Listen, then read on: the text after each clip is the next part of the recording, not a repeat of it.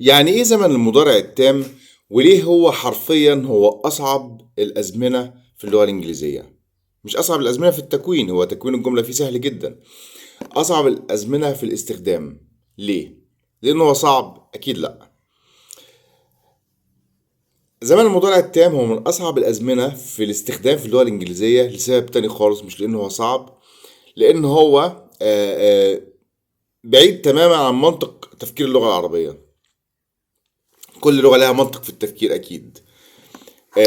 فكره المضارع التام، الفكره اللي هو قايم عليها اساسا المضارع التام مش موجوده اساسا في العربي، مفيش حاجه في العربي اسمها كده خالص.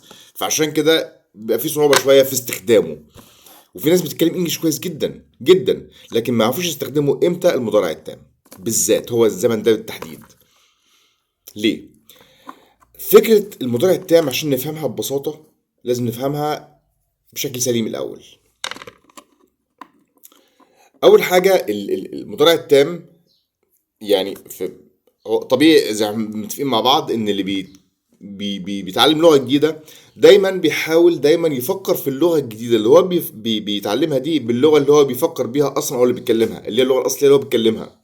ففي منطق العربي مفيش حاجه اسمها مضارع تام.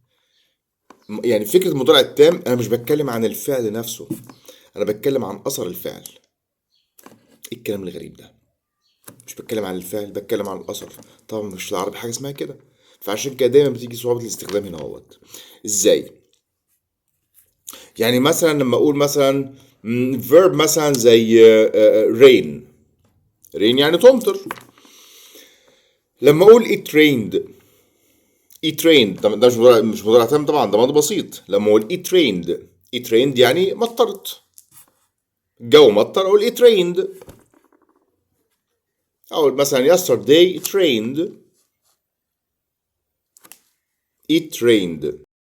rained يعني الجو مطر. لكن لما اقول it has rained، لو احنا فهمنا الفرق بين الجملتين دول، بدأنا نفهم يعني ايه مضارع تام. لما اقول it rained يعني هي مطرت، خلاص متفقين. لكن لما اقول it has rained يعني ايه؟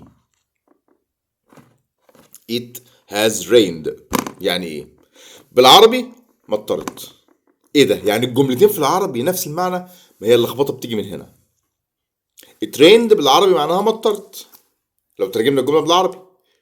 طب it has rained بالعربي برضو معناها مطرت. اللخبطه بتيجي من هنا. يعني في الانجليش الجملتين زي بعض؟ طبعا لا. هو بقى لو احنا فهمنا الحكايه دي هنقدر نفهم كويس جدا، ونقدر نستخدم كويس قوي قوي المضارع التام صح. ايه الفكره بقى؟ الفكره لما بقول it rained ده ماضي بسيط، انا بتكلم عن المطر نفسه. it rained يعني هي مطرت، الجو مطر. انا موضوعي دلوقتي المطر. فالفكرة اللي أنا بتكلم عنها المطر. أقول مثلا it rained yesterday and it was amazing scene كذا، أنا بتكلم عن المطر نفسه.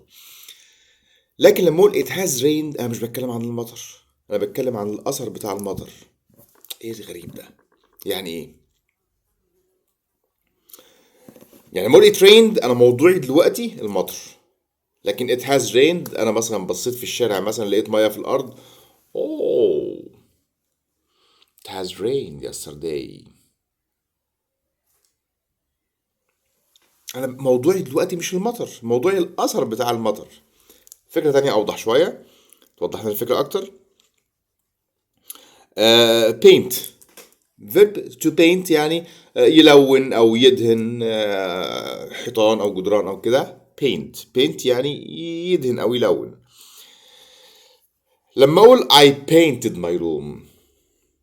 I painted my room. I painted my room يعني أنا دهنت الغرفة بتاعتي. أنا كده موضوعي الدهان نفسه. I painted my room. لو حد دخل كده اقول له ايه؟ I painted my room. شوفوا الفن الجميل اللي انا عامله. I painted my room. انا موضوعي دلوقتي الدهان، انا بتكلم على الدهان نفسه. لكن لو حد دخل لقى لبسي عليه اثار الوان وبويا وكده هوت، هيقول لي ايه ده؟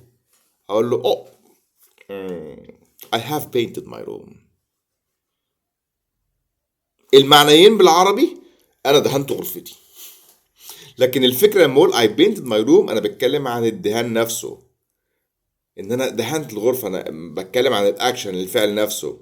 لكن لما اقول oh I have painted my room انا كده بتكلم عن الاثر بتاع الايه، الفعل مش الفعل نفسه. طبعا الفكره ما فيش في العربي حاجه زي كده خالص، ما فيش المنطق ده في العربي خالص. فده اللي بيخلي زمن المضارع التام من اصعب الازمنه في اللغه الانجليزيه حرفيا. مش في التركيب، هو تركيبه سهل جدا، verb to have زائد صفتات الفعل، مفيش فيها اي مشكله. لكن الفكره في الاستخدام، لاني بتكلم عن اثر الفعل مش الفعل نفسه. وممكن ستيب باي ستيب ناخد امثله برضو شويه توضح لنا الفكره اكتر، وان كنا فهمناها مبدئيا، بس ممكن مع التمرين اكتر ممكن نتمرن اكتر ازاي استخدم وامتى استخدم المضارع التام عشان يبقى الاستخدام سليم. Thank you.